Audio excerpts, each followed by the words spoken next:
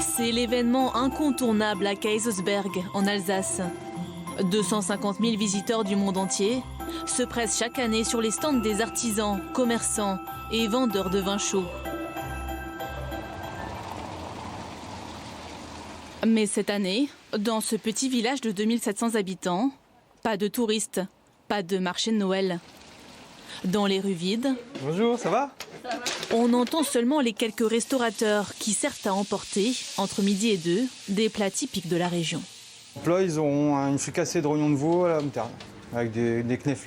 Là, c'est juste pour aussi garder le lien avec la clientèle et continuer à travailler.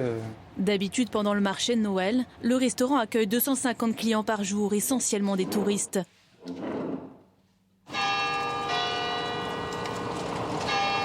Dans sa boutique de souvenirs, fermée, Raphaël Didier-Jean avait à peine commencé à installer son rayon de Noël quand l'annonce du reconfinement est tombée. Je ne sais pas ce que je vais en faire. Je vais essayer d'en mettre un petit peu sur Facebook, essayer d'en vendre via d'autres circuits, mais bon, j'y crois pas du tout. Vendre ses produits à emporter et même en livraison, une solution très loin d'être suffisante pour combler une perte d'environ 70% de son chiffre d'affaires.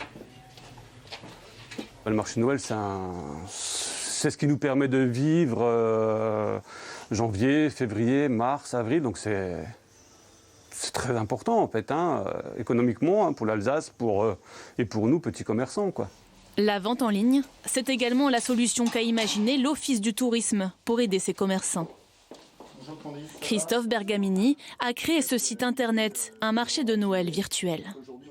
On a recréé l'ambiance du marché de Noël avec autour de l'église, donc là où on a une quinzaine d'exposants, la cour de l'Arsenal, 6 exposants et une dizaine place de la mairie.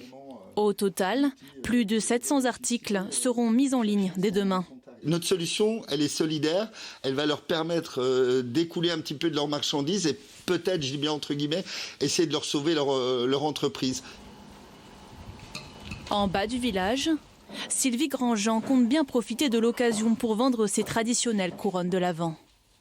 C'est une couronne qu'on met sur la table pour décorer avant Noël, les 4 dimanches avant Noël. En fait, c'est pour faire patienter les enfants et c'est vraiment une tradition alsacienne. En temps normal, elle organise 3 ateliers par jour pour les fabriquer. Seule dans sa boutique, elle a bien l'intention de sauver l'esprit de Noël. Le premier confinement, c'était difficile et le deuxième, c'est encore autre chose. Là, on se dit, est-ce qu'on va pouvoir rebondir? Est-ce que les gens vont aussi avoir finalement cette magie de Noël? Parce que c'est difficile de se dire Noël sans pouvoir voir du monde, sortir. Mais c'est pour ça que des petites choses comme les couronnes vont égayer les tables et on va s'en sortir.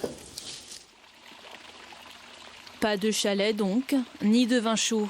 Mais pour continuer de faire rêver, le village lancera tout de même à partir de vendredi ses traditionnelles illuminations.